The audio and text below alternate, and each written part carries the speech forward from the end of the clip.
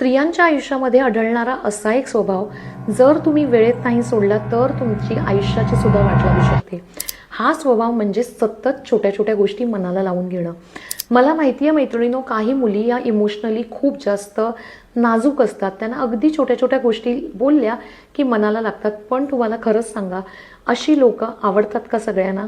तर नाही. अशा लोकांपासून सगळीजणं थोडे दूर राहणं पसंत करतात. कारण त्यांच्या बोलण्याने तुम्हाला कधी राग येईल किंवा त्यांच्या बोलण्याने कधी तुमच्या डोळ्यात पाणी येईल ह्याचा काहीही अंदाज नसतो. पण मैत्रिणींनो, या स्वभावाने सगळ्यात जास्त तोटा होतोय तो तुम्हाला. कारण याने सतत तुम्ही एन्झायटी प्रॉब्लेममध्ये असता, सतत तुम्ही टेन्शनमध्ये असता. कोणी काही बोललं तर त्याचा तुम्ही सातत्याने विचार करता, ओव्हर थिंकिंग करता. आणि एवढंच नाही, तुम्ही इमोशनली हर्ट झाल्यावर तुम्हाला सुद्धा माहिती आहे की या इमोशनचा आपल्या शरीरावर पण परिणाम होतो. त्यामुळे हृदयविकारासारखे आजारही आपल्याला होऊ शकतात.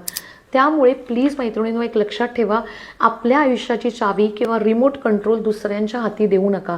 आयुष्य एकच आहे. कालचा दिवस आज आपण परत आणू शकत नाही.